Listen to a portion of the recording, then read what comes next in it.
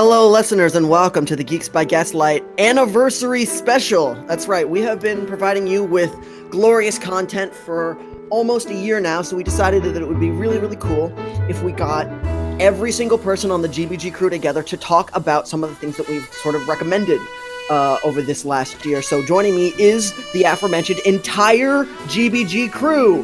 We made it happen. So going down the line, first, we have the writer of Comic Critical, Mr. Dre Best. Hey, everybody. Also, we have G-Scotch himself, Scott Heemstra. That's me. Papa. GBG's own very elusive editor, Mr. Guthrie Schooner. That's right, I am elusive. I'm on the run for murder in 16 states. You're the lamb. And the founder himself, Ronny Diaz. Hello. Surrender your bones. I'm, of course, your host, Carroll. So yeah, we're just gonna go over some of the things that we've recommended on our recommendation segment. So who wants to get started? You know what? I'll do it. All right. Take us away, Guthrie. Basically the way we all set it up is everyone was assigned a person. We had to do one thing that person recommended. Yeah. So I got Ronny, who recommended such hits as Fate Grand Order, no, and Fillmore, which is the one that I chose because Fillmore rules, and also because Ronny watched a lot in the apartment as like background noise, so I didn't have to watch that much for this one. Yeah, Guthrie really does just kind of like osmose a bunch of stuff when I live with him.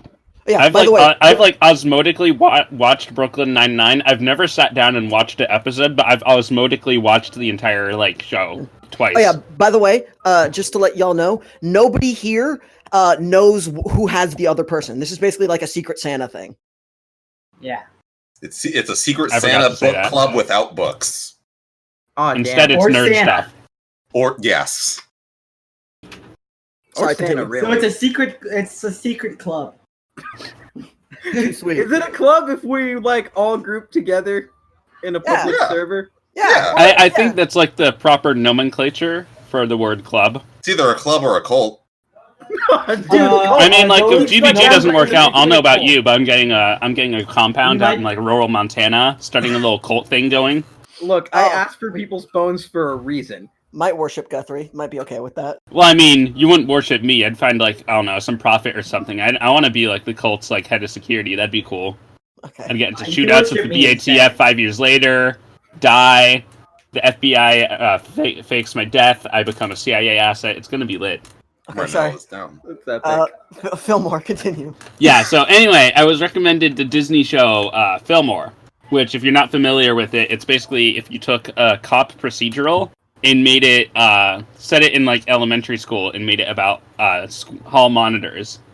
And so already Fillmore is interesting because it's one of those shows where it takes something that in real life is probably the lamest thing ever, being the hall monitor, and making it actually cool. It's like, it's literally like a kid's version of a cop procedural. So it's a lot of fun, what they do with it. Like, in the pilot, there's a character who's put on indefinite detention where they literally lock this kid in like a box all day. It's like kind of messed up. If you're like an adult watching this, you're like, how is this okay?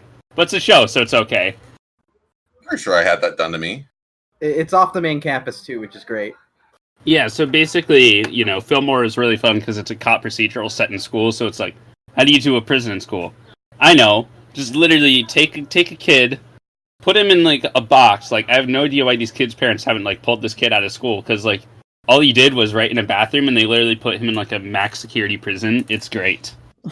And so, Sounds putting kids deserved. in prison is not great, but it's great in the show because it's funny. Kids imprisonment is funny. Yeah, It is. I'll totally Yeah. agree. Yeah. Yeah. We here at Anyway, the Geeks by Gaslight do not condone child abuse. We do, however, find it We don't? hilarious. No. we don't condone child abuse, but the movie Matilda kind of slapped though. Yes. That was a good movie. It was. I don't remember the movie, but I read the book, like a true role. Hipster. Anyway, Fillmore! Exclamation point by Disney. So yeah, so it's basically, it's a cop procedural. It's very episodic, so it's a really easy show to just like jump into.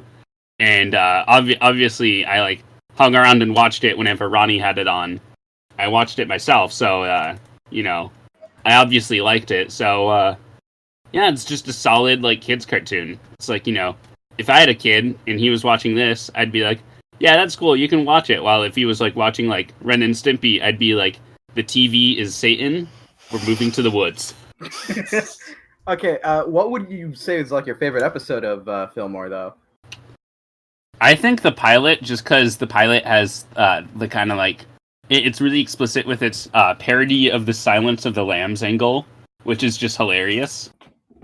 Oh, okay. Not in the sense that, because usually when the first episode of a show is good, the show isn't, and the rest, it's like the best episode of the show is the pilot, and the rest of the show goes downhill. Usually that means it's a bad show, like The Walking Dead. But no, like the pilot is good, and the rest like kind of keeps that energy. I just find the pilot personally funny. I think for me, I talked about this on the podcast, but for me, my favorite episode is the golf one, where Fillmore goes into his dark past of mini golf and how he's emotionally destroyed. Yeah, that episode is lit. I really like how everything, like all the design lines in Fillmore a lot. It's really simple, but something about it really like appeals to me. Maybe it's just like my nostalgia for like early 2000s cartoons, but I really like it. Early 2000s cartoons had like slap and shit. Nah, the designs are actually really. The designs are really solid. Band from Cars? Huh? Never mind. Wow. Okay then. You were saying, Guthrie? Oh yeah, the designs are pretty solid. I think one of the big reasons is they really communicate a lot with them, and they also just have like pretty like nice and varied designs. Also, it's like one of like 3 cartoons I can name off the top of my head with a black protagonist, which is like cool. Do and that he more, doesn't animation. have an afro. Oh yeah, and he doesn't have an afro. Take that, other animators. Be more creative. Animators. Fillmore, Class of 3000, American Dragon Jake Long. There's an issue. Static Shock.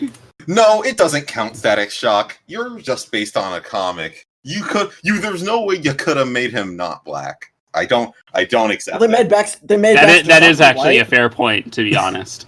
That hasn't stopped them before. They've whitewashed people in cartoons before. They did make coming to a theater near you. White Blade. Who would you get? Rainn Wilson. White Luke Cage. John Cena. John Cena is Blade. But this isn't blackface. We're not racist. White just Panther. Blade is white now. Oh no. White Panther. That shit called Thor. Bruh. White Panther. I think White Blade is better, because that has an energy. White Blade does have a big energy. Oh, that's so fucked. Oh no.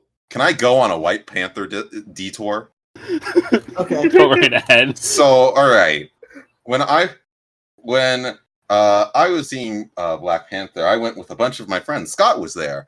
And our mutual friend, I don't think I'll say his name. He was sitting next to me in the theater, and near the end of the movie, he leans over to me and goes, "So, where's our White Panther?" Little did he know that there was a black woman with her child right next to, sitting on the opposite end of him, and he got the dirtiest look. Oh.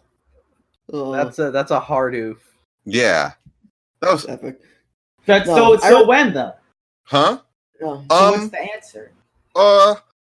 I'm talking to the NAACP, and we're discussing it. We're gonna figure it out. All right. Okay. No, that reminds me of there's okay. Last we'll go off on one other thing. I went to see Infinity War with a friend of mine, and I think I might have told this on the podcast before, maybe not. But it like just like a couple rows ahead of me, there was this like a black family was going, and they were all decked out in the Black Panther gear that they had worn to Black Panther, and they were like, "Yeah, Black Panther is going to be in this movie. It's going to be awesome." And they were like cheered when they went to Wakanda. My God, they were so mad. Oh. They were so mad. They must have been. That's awesome. I felt kind of bad, but it was also pretty funny. Sorry, go ahead. Yeah. Okay. So to wrap it up, I basically I took Ronnie's recommendation, and yeah, Fillmore still like holds up, to be honest. Now next I'm gonna try Recess, which I've always thought is not gonna hold up well. Oh no, Recess That's is great. Yeah, it won't. Should we do like? That's also why I don't watch. Oh yeah. I will get copyright strike for this, but Fillmore is a 2 thumbs up, double thumbs up. That's how they do it. 2 thumbs. All right. They're called Luckily, I fingers. have just 2 that- fingers up. I have just that many thumbs. I'm No, lacking no. half of one. Okay. All right, Ronnie. Who did you get? All right, I got Scott, and Mm. what I decided to do was The Promised Neverland because I had never read it before, and I thought this would be a good excuse to read it. I thought it was okay. Damn. It's like not okay. I'll explain okay. this. Okay, it's not that I think it itself is bad. I think the problem lies with me, As most Because- things do. as most things Yes. do. Yes, I understand that. Ouch. But I was reading it. Look, at this point, I can't refute it. I might as well accept it. It only I'm a makes shark me for blood. stronger. I'm a shark for blood. I'm sorry. I mean, honestly, if I were like a fan of like Promise Neverland, which I'm not, I would like do the same thing. Yeah, I read So about someone 20 dissed Dr. Stone, I'll do it. I read about 26 chapters of The Promised Neverland, so I did like read a chunk. Mm-hmm. I think like I legitimately do think it's interesting, but it's just not for me. Like they really do have like this mental mind games between like at first just like with the head of the household and the 2 main characters. God, it's been a while since I have read it. We have been planning this for that long. Yeah, I'd like it to know- hurts. I started this like a month you ago, find out? so I can't remember the characters' names on the top of my head. But they have like this mental mind game going on, which I think is like cool, but that doesn't really appeal to me. I can like read it and think it's interesting, but I'm not gonna like enjoy it as much as I would reading something like Chainsaw Man, you know? I guess that's fine. I guess people are allowed to have different interests. As soon as Ronnie mentioned Promise Neverland, I was like, oh boy, I can't wait for Scott to get mad. Because when I was at Comic-Con, we passed by the Viz booth, and there was like a volume of Promise Neverland there. I mentioned I hadn't really gotten into it, and Ronnie was like, it's okay, it's not that good. And I was like, dang, Ronnie, you just flexed on all those like 200 IQ Promise Neverland fans. Like, I'm sure there's like a point where I myself probably would like it. Anyone else would probably like be eating this up. You would probably like it more after that first arc, which is funny because that's where I think it gets like worse because it becomes less about the like mind games and it becomes a bit more like actiony.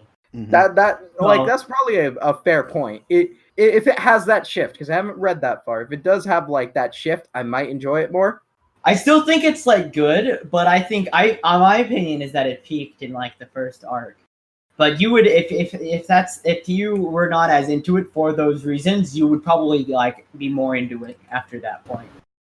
It's actually really funny that you mentioned that because Promise Neverland is weird because it like exploded in popularity with the anime and everyone was like a giant fan.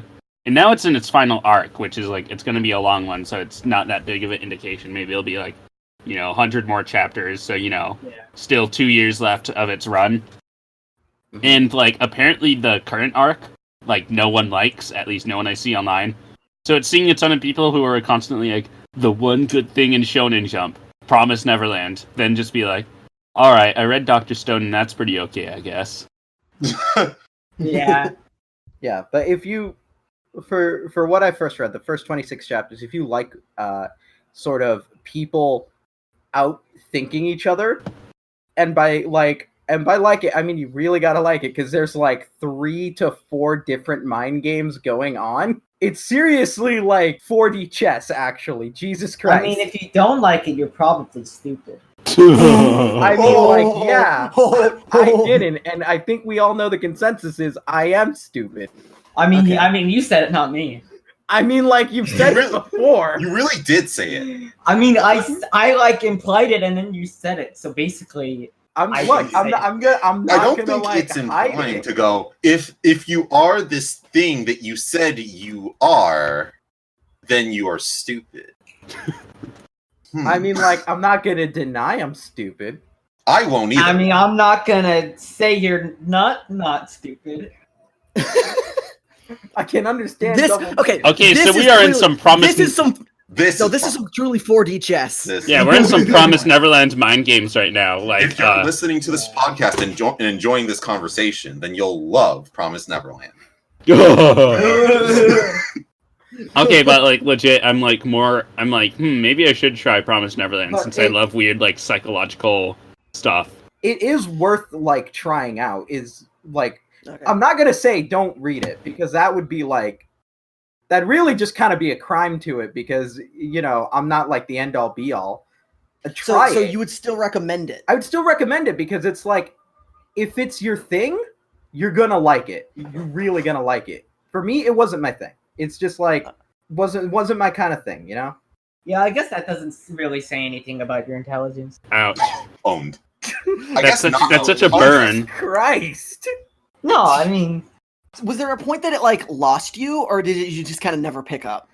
A point where it lost me. I wouldn't say there was like a point where it lost me. It was like it's like when you go into a store and you're browsing around, right? But like there's just nothing there to keep you in, so you just kind of go. Rather than like you go in there for this one particular thing, and then like it's not as good as you think. No, because then you buy mints because you don't want to be because you think everybody's looking at you. And then Everyone thinks and- like you're gonna steal something if you walk in and then don't buy something. So you buy something and just look at everybody and make sure everybody knows that you're buying something, so everything's fine. So you're not suspicious anymore. have had to do that a couple times. Yeah. It happens.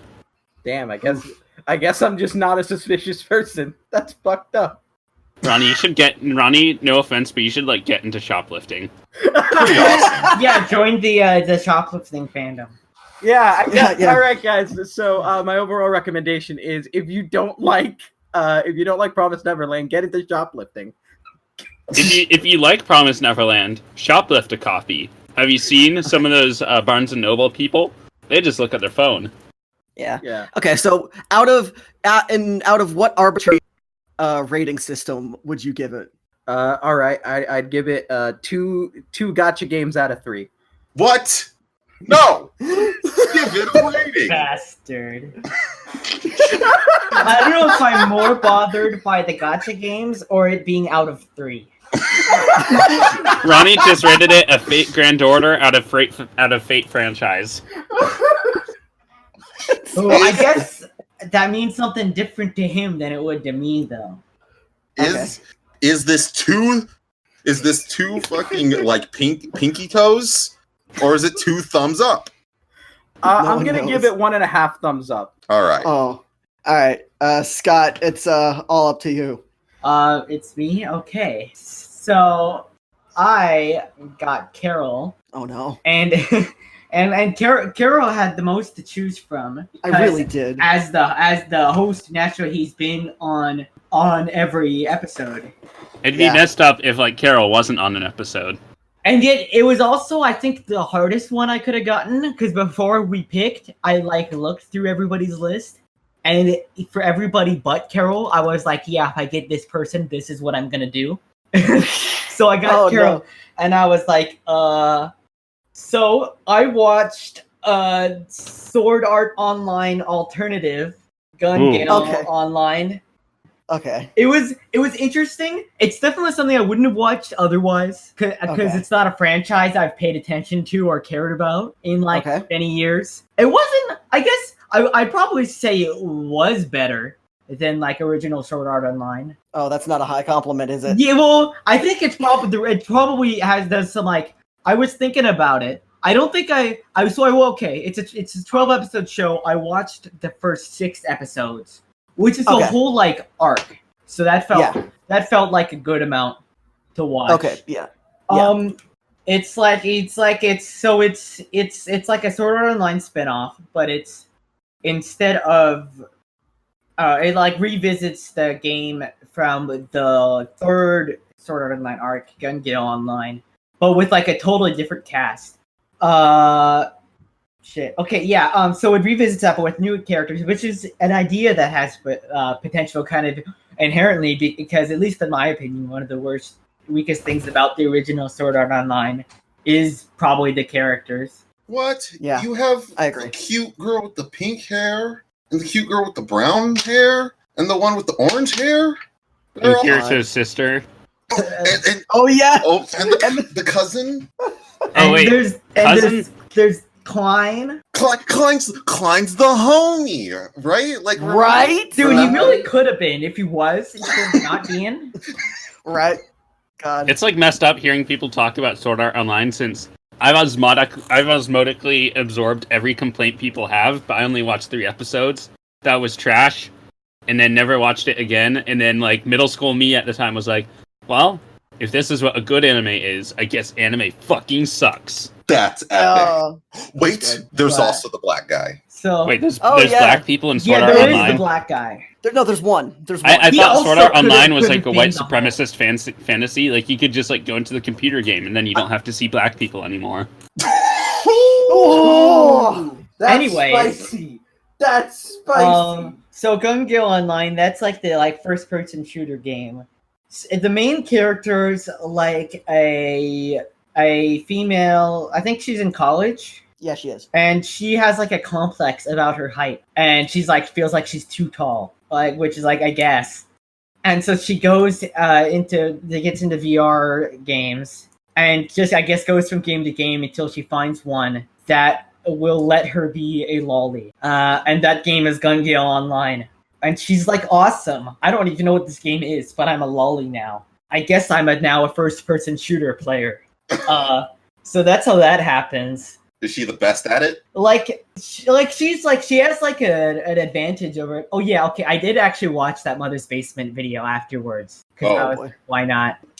So she's like smaller and so she's got like that advantage, and she's like fast. Odd job from GoldenEye status. Cool. Kinda.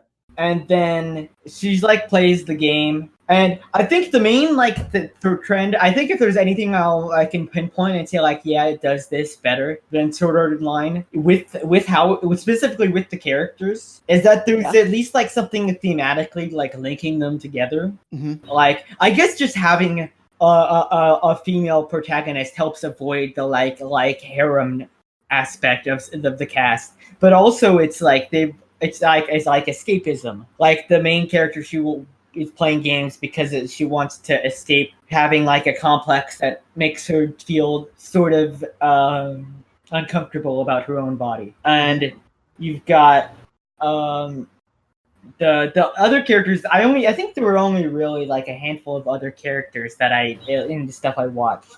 But there was like this dude who was like this big like tough guy, and then when they show him in real life, and then he's kind of I only got to seeing him in real life in the last episode I watched, but he's like a really weird guy. He really And is. I was like, I know who you're talking I was about. like surprised because I was thinking he seemed like kind of like stoic and cool. And then you see him in real life, and he's like this weirdo. And so he might be my favorite character in what I watch, just because I connect with that like conceptually. But there was some other stuff like that. So yeah, I guess I'm thinking about it. I guess I don't really have a lot of issues with it writing wise. I think I just didn't enjoy it a whole lot. Okay. But I think in terms of that, I might have enjoyed rewatching Sword Art Online more, if only because of nostalgia. Okay. But it is like a worse written thing, probably. I guess I can't. It's been too long since I've experienced it, so I don't fully know if I believe that or not, but probably. I have this probably better awesome than that. Mother's Basement video to send you to confirm that it is bad. Trust me, there's a couple. Trust me, dude, there's like a few more. Hey guys, here. have you seen this one DigiBro video about how Sword Art Online sucks? It isn't DigiBro voice Kino. Hey, I do kind of just like watching that video, though. I know it's like bad, but I do like watching it. I don't blame you. No, so what was the what would you say was did you think was the show's biggest weakness? It might have been so it opened up episode 1. You like see this girl already in the game. Yeah. With this guy she's teaming up with. And then episode 2 goes back and sort of like shows how she got into the game. Yeah, it's paced a bit weird.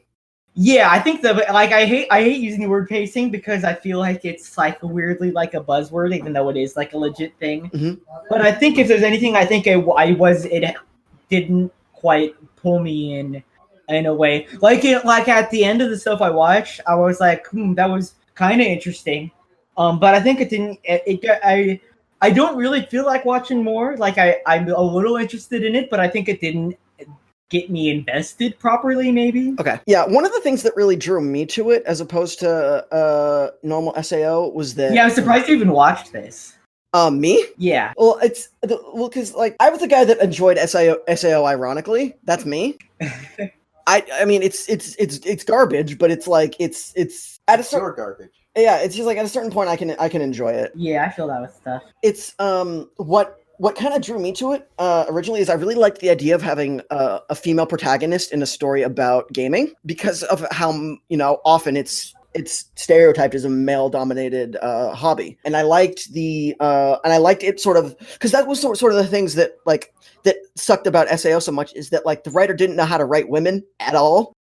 Yeah, that's I think a big plus this one had with having like a female protagonist with like something there with her the like complex. I didn't find her complex super duper interesting, but it's like a lot more than like anybody in Sword Art Online really has. Yeah, and there's like and after the parts that you saw, the stuff with Peko gets a little bit sort of weird and crazy, and so I really liked the exploration of the dynamic between those two characters specifically. Yeah, that was the main thing that interested me about what I watched, was that seemed kind of interesting. Yeah, and that sort of expands and goes to interesting places. And also the main character's best friend who helped her get into VR games joins the game later, and it's amazing. I liked her what they had of her, even though she didn't do much in what I watched. Yeah, she becomes a bigger character later on, and it's great. No, I guess I really don't fault you for not liking it because it's not really, people have different tastes, obviously. That was just the thing that drew it to me, and I found it to be different from a lot of the other inherently like way worse stuff from like SAO. Like I remember after I watched it, I was like, "Oh, is SAO good now?" And so I watched the movie that they did, and I was like, "Nope, still trash." Honestly, SAO is like new thing comes out, SAO's good now. Months later, SAO was still bad. No, it's like it got me tempted again. So I watched the first few episodes of the new season, and boy, is it terrible. And it made me think like, maybe I have a more like I've always like occasionally thought about like, would be kind of interesting to like suddenly revisit Sword Art Online again. And this was, I think, the first time I felt a more tangible motivation, like, maybe I'd actually do that. But I think it's easier to not do that than do it. Like, just with most things, it's easier to not do something than to do it. Unless you're in a store. Solid reason. And you need to buy some mints. Exactly. Then you have then it's easier to do it. I don't know why you feel the need to buy some mints. You're innocent. No, but what if they think I'm not? Exactly. Oh, but you can prove that you are. But then that's a whole thing. Okay, so Scott, what other arbitrary rating system? What would you give it? I'd give it 3 Sword Art Onlines out of not Sword Art Online. I don't know what the fuck that means. I'll take it. All right, my turn. I got my dear good friend Mr. Dre best. Oh? And so, see, the first thing I was like, okay, what I wanted to do is I wanted to read the Donny Cates run on Guardians of the Galaxy, because that was the thing that Dre has recommended that has interested me the most. Unfortunately, Comixology hates me and is my personal enemy, and I couldn't get it to work. Oh. So I ended up being like, but then I decided to really give Dre what he wants. So Dre, What? I did it. I watched Huh? Shinkenger. Nice. Out of all the people that I could have gotten, and out of all the things I've recommended, the only thing that was more unlikely was for Ronny to read Wonder Woman 58. What? Yeah, I watched the first 5 episodes of Shinkenger. That's wild. Yeah. So just to let you peek in, if you're not on our Discord server, which you should join, Dre had his Discord username or nickname to be Watch Shinkenger for about 3 months. Yeah. Because like nobody would watch Shinkenger. But I did. And here's the thing. I never grew up watching any Super Sentai. I barely know anything about it. I didn't watch Power Rangers. I didn't watch nothing. And so the only exposure to that I've had is whenever we've been over, just hanging out with people, and Dre's like, oh, let's put on some Power Rangers episodes in the background. And I kind of just like sit there and like didn't really like it. So going into this, I was a little nervous. And I was really expecting to not like it. And here's the thing. I think I have a much better appreciation for it now. Because it's not something I would ever actively go out and watch, but it's something that if Dre was like hanging out in VC and is like, oh hey, I have a rabbit on and I'm watching Shinkenger, I would absolutely do it. I would actually absolutely watch it with you. That's awesome. Yeah, I liked the so the sort of the gimmick of the show is that there's these sort of this old evil group of monsters from another dimension who tried to invade Japan. Were fought off by these samurai, and they have these magic things that make them Power Rangers. I really dug the sort of the Japanese folklore influences. It was really cool to kind of see that in a Japanese show. Yeah. I mean, I'm sure there's stuff on it that I picked up that I missed that I didn't sort of get culturally, because there's bits, of course, that they wouldn't have to because the show's not meant to be, I feel like, not meant to be taken in by a Western audience. So there's stuff that are sort of supposed to be inherently known, that are like generally inherently known, that I wouldn't get. Yeah, it was the first Sentai that wasn't, for like a long time, that wasn't expected to get a Power Rangers season. So they just went full like whole hog on the Japanese like influence. That didn't stop them from when they eventually did make a Power Rangers season on it. Just like doing it, but with white people. Oof. It was real weird.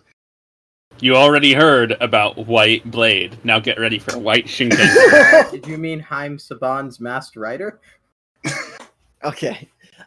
So yeah, I just watched the first 5 episodes, and so the game, like I liked most of the supporting cast. It's so weird because it's like I got to a point in like the middle of the second episode where I realized, holy shit, this is what anime would be if it was like real. Yeah. That's just like what it is. It's like they even have like the same camera shot of like the main character clenching their fist. And I was like, whoa, that looks really weird. So it's still like a hurdle for me to get over the fact that there's some things that you can do in animation that you can't do with actors. Mm-hmm. That doesn't stop them from trying. I think that I had the same sort of realization when I first got into watching Kamen Rider. Yeah. I realized like, whoa, this is like anime but real, which is weird but also awesome. No, it is pretty awesome. Like, yeah, it's another thing. Like, I think I might have said this before at one point. It's like it's something that if I were like 10 years younger, would have lit my fucking world on fire. You know? It's like it's something. It's insane. It's wild. It's I like the sort of I mean the dynamic between two of the other, because like basically these there's like the one main character, the red guy who's the leader. They call him Lord because he's like the head of the Shida family. The Shida family, the samurai family that led the samurai to defeat the monsters like 100 years ago. And so like the responsibility to leave your dreams behind and sort of join up and become a samurai when the monsters return, that was sort of kind of interesting to me, because they were dealing with not only having to take on this big new responsibility, but also losing whatever they found that gave their life passion and meaning in the first place. Like one of them was really into kabuki dancing. One of them wants to be, she wants to get married. One dude's just a pretty epic gamer.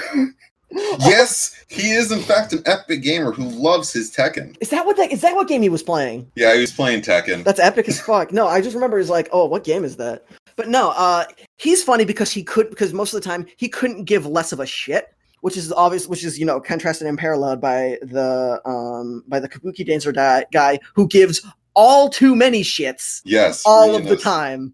Ryunosuke and Chiaki they're like the best like duo, I feel. Yeah, they couldn't be more different. Yeah. And so that creates some interesting scenarios. I found a lot of the slapstick humor worked because they're not afraid of going into physical comedy. Which is good. I know it's a trope of the genre, but I did one of the things that sort of made me that sort of like turned me off later down the line was this sort of every episode kind of ends the same. Yeah. Where it's like, oh, we killed the thing, and now basically it's like because like the gimmick is that like the big boss monsters they once they die they come back to life as giants, and so it's like generally like all of like the emotional stake and the weight of the fight comes in that first sort of like the first phase of the boss fight. So then when he comes back as a big giant and they have to turn into the giant monsters, there's like really nothing but spectacle there. And sort of most of the people have most of like the characters have sort of like worked through whatever issue was ailing them. I'm sure that might change over time. It's an issue for the less interesting episodes. Generally, in the later episodes, when the big monster fight doesn't matter, they'll usually deal with it in like 3 scenes. It's like monster gets big, we're in the robot, we hit it with our attack, episode over. Mm-hmm. You get it. They do it. They show you the full fight in the first episodes just so you can kind of get the idea. And they usually only spend time on the big monster fights when something interesting is going to happen. Okay. All right. Yeah, so I'm sure that that sort of changes and gets better as sort of time goes on. But overall, I enjoyed it way more than I thought I would because I was really expecting to not like it. So yeah, I would give Shinkenger 3 giant robots out of 4. It's pretty good. That's a solid rating. Yeah. That is a very solid rating. So that leaves me, and it's kind of. I can already predict it. You got my thing. Oh shit. Process of elimination, dude. I've kept track. Yeah. I'm sorry, Guthrie. I also watched SAO. What? No, actually, I watched another not anime. I actually took a step and I watched the first episode of Thunderbolt Fantasy. Knew it. Oh hell yeah! Awesome. That. Gang. I was okay. So I've been hearing about Thunderbolt Fantasy for like years. I knew it was written by Urobuchi again. I knew he really liked dolls, and that's why the show existed. It always looked like a fun thing that I would never watch because it's just cool to see in highlight clips. And then damn, Guthrie watched it and recommended it on the show, and I guess Scott just felt like taking the initiative and prepping for this episode without extra prep, and he just watched all of it. I just found out that Yana Urobuchi puppet show was I know that existed, and I was like, all right, I guess I'll watch it. Yeah, I know the story because me and Scott were talking in another server, and Urobuchi writes a ton of VN, so I mentioned I said something where it's like Thunderbolt Fantasy VN when, and Scott was like, oh, what's Thunderbolt Fantasy? VN, and I explained it was like a puppet anime, and then Scott was like, oh, epic! I'm watching the whole thing. I'm now ahead of you in Thunderbolt Fantasy 2.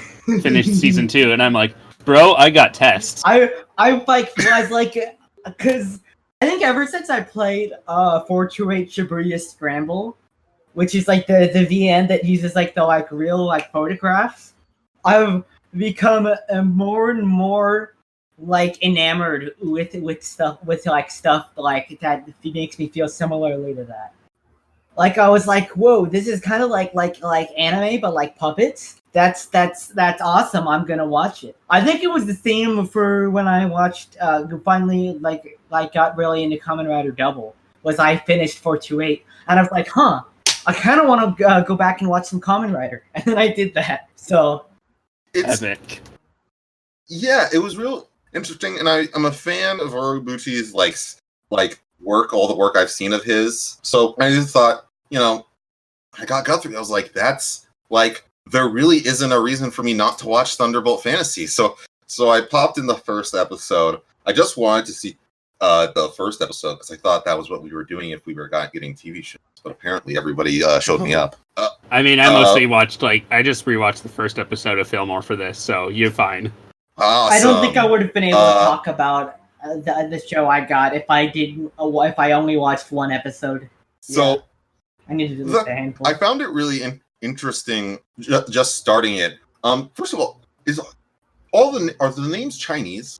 Yeah, it's ancient okay. Chinese So the setting. thing with Thunderbolt Fantasy is a Taiwanese company, Pili, produces it, and then Pili also makes other adult anime that's just called Pili. But until a few months ago, the license was held by this one guy, Larry Schwartz, also known as Satan Incarnate and the creator of Kappa Mikey. And he just wouldn't release it because he didn't have the money to actually release anything with Pili. He just convinced them to sell the whole rights in America for cheap. What? Is that how Woodland Warriors happened? Yeah, so he bought the rights to one of the Pili series for cheap, and then he redubbed it as an Adult Swim comedy, and it failed. And the thing with Larry Schwartz is he always works on the shoestring budget, so he had the rights to this whole franchise, but he didn't have the actual money to print discs and advertise them and release something. What? And so basically the whole thing is it's a Chinese show with a Japanese writer, but the audio is in Japanese, but all the subtitles use the Chinese script names. Well, because Okay. it's the puppet company's Taiwanese, but the setting is Chinese, right? Yeah. Well, Taiwan is it's like a Chinese country. So it's a So it's It's confusing, but I basically didn't know that. all of the names in the script are Chinese names, but the actual voice actors are all Japanese, and they're reading and acting it out in Japanese. That's weird as so fuck. that is weird. Yeah, it's really weird because the subtitles call someone Kan Huang something, and I'm like, who's that? And then you later find out that in Japanese it's Ken, and you've been thinking one person is the wrong person the whole time. That's really okay. So I've consumed enough Japanese media that I could just that I see Japanese word. I'm like, okay. I see names. I know the common names. So when I'm reading these subtitles, and there's 6 X's in it, I just don't know what I'm looking at half the time. Oh. Yeah. So what I'm gonna say, so long form of me saying, I don't know character names. That's fine. I didn't either That's totally until I fine. read the manga adaptation, which is as a scanlation with the Japanese names. So now Okay, To be honest, I just refer to all characters as their titles because they have actual consistent lordly kind of titles. So I just do that. I can't be asked to learn which name is which in Japanese. It's okay. So the thing that really interested me was that it was an action show. Oh, but with a kind of inherently limited medium. I feel Yeah, you just can't do action with puppets straight up. Puppets. It would be real hard to make fight scenes while using puppets, and it's not stop motion or anything. So it's that was what really interested me. So the thing that kind of stood out was that how well that worked. Yeah. It's there's a lot of stuff in here where I'm oh, if you're thinking about that from a traditional action directing standpoint, it's bad. But when I think about how you're trying to film something around these it seems mostly cloth and cloth puppets.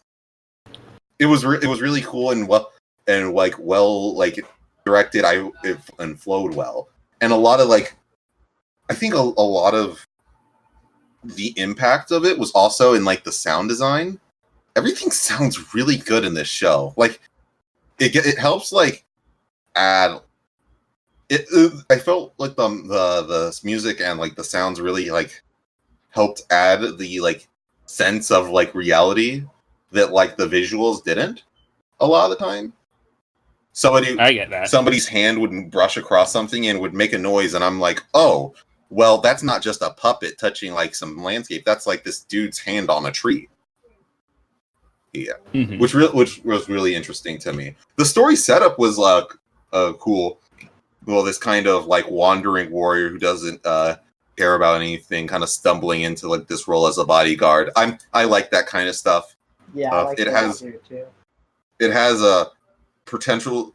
This guy has potential to be a me character. I can tell. With the woman he's traveling with. Yeah. I was a little confused with like the MacGuffins that they were capturing. It's a cool sword. Then there's like 2 pieces, and the girl has one, and the evil guy has the other. And the evil guy wants both pieces so he can use the epic sword to do like evil shit. Okay, I didn't pick up that there were 2 pieces. I thought he killed the brother and was like, I thought he was really just fucking around because he like wanted to like spit on the guy's memory. He was like, oh, I'm just gonna kill his sister for. To be honest, that's totally in character for the guy. Yeah. Like, I love him as a villain, but he also would just, like, do that. But, you mentioned the sound design. The sound design is actually really cool, because you can tell they put a lot of effort into it, because it's a plot point. There's a very key plot point that you can pick up on really early on if you just pay attention to the sword sounds. Yeah. Oh, really? I'm not even kidding. That's cool. Yeah, I'm not spoiling it, because it's such an awesome reveal. Yeah. But, yeah, it's like it's a really cool plot reveal that's also a little meta because like it kind of goes into the props too where you're like, wait a minute, I didn't notice that because I just assumed everything was like the same because like it's clear that these are all like props. Yeah. Everything looks really good. Like for like all the puppets are like really well designed. I feel their like movements feel like fluid. Like the guy, there's a guy who's like all he does is like get high under a tree by smoking. And he's so epic. And he's like, and he's just like, I loved like watching him move. I loved watching this puppet. Yeah, it was amazing. Another thing I really like that I didn't even really realize until like I was pretty far into it. I think it's really impressive how expressive they get with these puppets when they only ever have one face. Like they don't. Yeah. Like they can get really. They do it with the voice acting and they like gesture a lot. And I guess when there's points where you would think that the facial expression would really contradict it, they just, I don't know, they work with it really well to the point where I didn't even notice it till I was pretty far in. I registered for me like, oh wait, these puppets only have one face. That's like impressive really that I didn't think about that until now. Despite being it's also would be like really noticeable and would cause issues. It's also really nuts because like when we say puppets, I'm sure you think like marionettes or something, but these things are like, imagine you took they're literally like wooden dolls, but like they control them Muppet style. So each actor like literally puts on these like Muppets, but they're like these giant wooden dolls, and they have one hand like literally just occupied holding it up, and then they just use one other hand to do all the gestures and stuff. It's nuts. It's really cool. Oh, that's also why all the characters, by the way, wear robes. There's this one really Ron Kino moment where at the end of the episode. Oh yeah. There's this dude who's been hunting down the girl the whole episode, and he gets into a fight with like the main character, and he loses. Surprise. And then this dude, the way he like communicates that he's lost and like he lost in a fight with like the main character is he calls a dragon, and then as the dragon's arriving, he throws his sword into the air, lets it hit, like come down on his throat. Then he takes his other sword and twists it so it spins off into the air, and the dragon catches it, and then takes it back to his master. It's so epic. It's just like who then has the ability to read dead people's memories through their heads. Yes. So because of that, he can target this guy. Yeah, I remember really, really liking that too. It was awesome. Even though I don't think they do anything else with that ability, weirdly. Oh, what? That's a really cool ability. Yeah, like it. That's as far as I remember. Thunderbolt Fantasy has a lot of really neat like superpowers that never get used. Where it's like, if these people could like think for like 5 minutes, you could come up with some really weird ways to use some of these people's powers. Like specifically, the main character has a really neat power that like you only get used in one way, but it's like, dang, if I had that power, I could do some shit.